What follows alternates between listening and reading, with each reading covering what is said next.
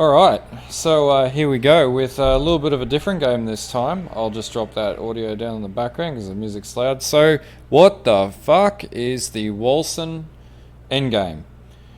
When I look at it, I thought it was a little bizarre, but it's actually very different and very interesting. So today I decided, fuck this whole server thing, I'll play through the campaign, beat all 3 acts, and then get to the end game. So right now I've got my Hank the Tank, which is level 40, he looks pretty dope right now. Got some winged armor. Anyway, so when you complete the story campaign, you'll unlock the Champion of Stormfall.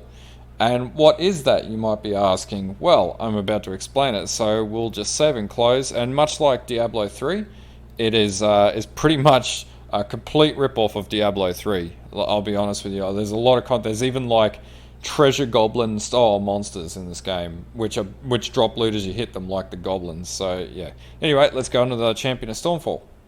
So alright, so this is where you go to when essentially you've hit endgame, and this is our little area. So essentially the first thing that you'll get told is to go and talk to this guy, Thunderblade Zalahir. Now, I've clicked on him, and what is going on here? Alright, so essentially in Champion of Stormfall, you manage the city by doing quests.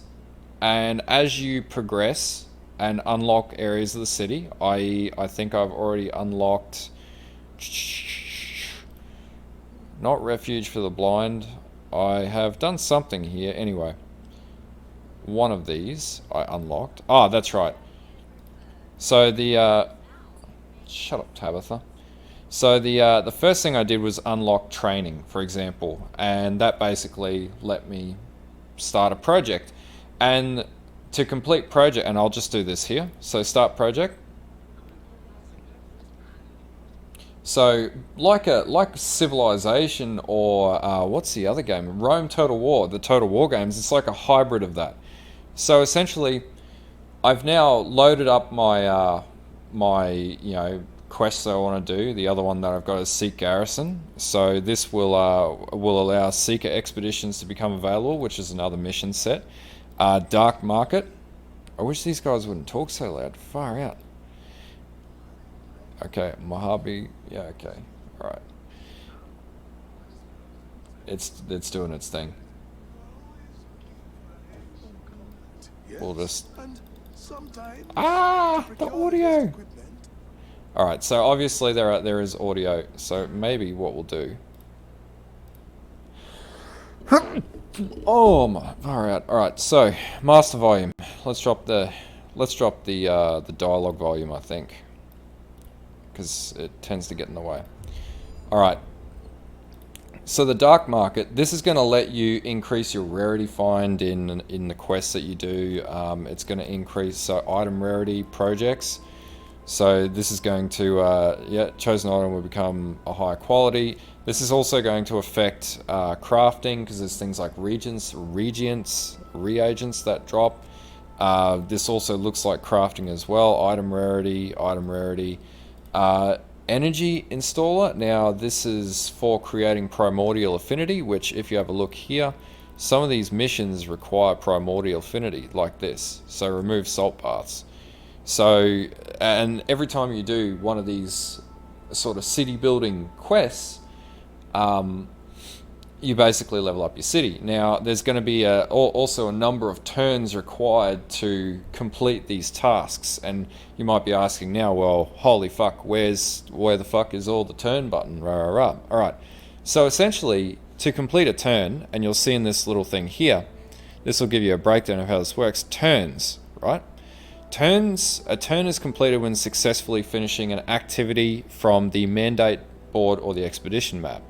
So essentially, like in Path of Exile, this is essentially a mission that you are allocated by the game. So there's 2 ways to do this. There's obviously, you can do the old sort of loot dungeon, in this case, what do they call it, adventure mode missions, which are in Diablo.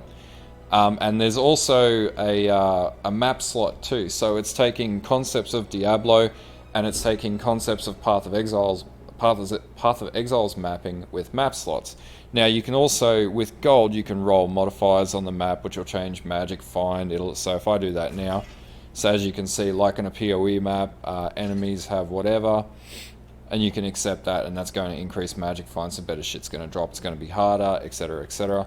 It looks like you can do multiple modifiers. I've got plenty of gold, so I can afford this. So you just, like Path of Exile, essentially you can run a map like Path of Exile, 80% magic find, so you can have uniques dropping, all that sort of shit. You're going to level up quicker. I haven't tested out this Lure the Untainted. This is all still really new. I don't want to get too far into this in the standalone component, because I want to do this as online when the servers are back up later today. Anyway, if I didn't want to do that, I could start a mandate. And a mandate is going to send me into a random mission, or it's going to open a portal to a random mission. Once I complete these mandates or whatnot, essentially it's going to complete the quests in the screen. So I'll go in here and I'll complete this. So I'll put the I'll do this, and then I'll come back. Alright, so I've just completed the mandate. So now when I go to the mandate board, I go up to it, bam, productivity. Now I haven't fully fleshed out everything, though I guess that's the productivity from completing the quest. So the faster your character is, the more productivity you're going to get, the faster your city is going to grow. So it's in your best interest to create fast running characters that do the most damage, as far as I can see, to get the best possible results. Now, gear wise, we're going to want, realistically, we want that, but it's not better. So as you can see, total productivity bonus 50% based on the modifiers that you've got. Obviously, I've only just started this endgame, so I won't have many modifiers.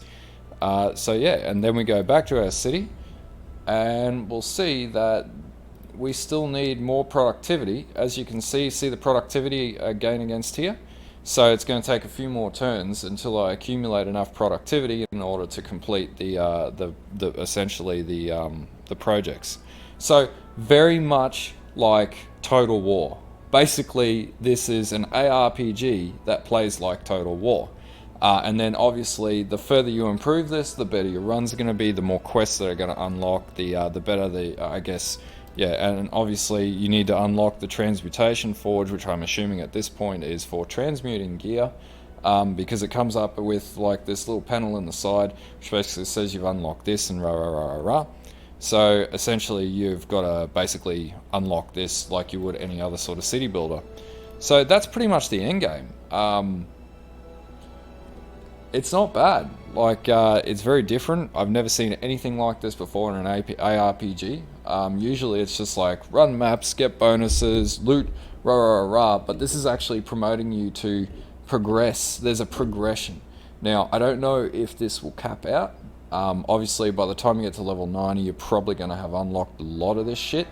But mean to say, it's a really cool concept, and I think they've got a really good idea here. I think this may hit a wall with there being no leagues, so I'm assuming that leagues are going to have to be introduced at some point, and then you're going to have to progress your city, and then obviously there'll be a challenge system and whatnot like that. The same way that PoE, when it first started, didn't really have a league system until maybe until it was Sacrifice League or Sacrifice of the Vile or whatever, and then they realized, oh, that creates a seasonal amount of competition.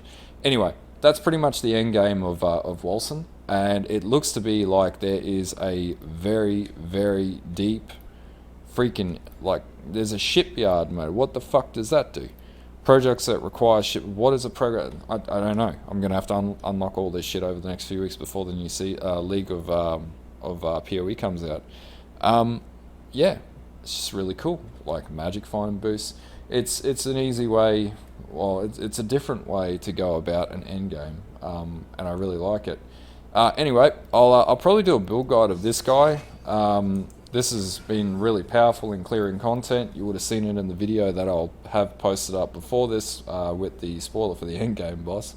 But yeah, if you like if you like this video, if this gives you an idea of what there is to look forward to in the Wolcen endgame, and I can confirm there is an endgame, it's a really interesting one. The game is worth playing. Give it a chance, even though the server shit is, you know, give this game a chance. It's no PoE, but it's definitely better than Diablo 3, and it obviously looks amazing, and they've done a great job. And I guess the more people that buy into this game will give this studio the ability to flesh this out more.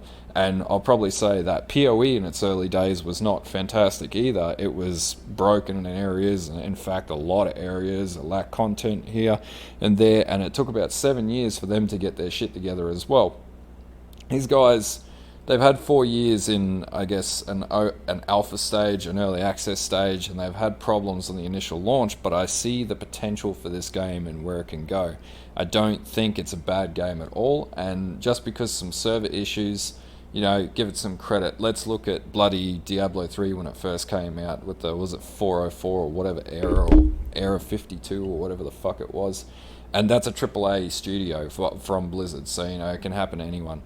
Anyway, if you like this video, like and sub. If you hate this video, downvote it to shit. But until the next time, bye.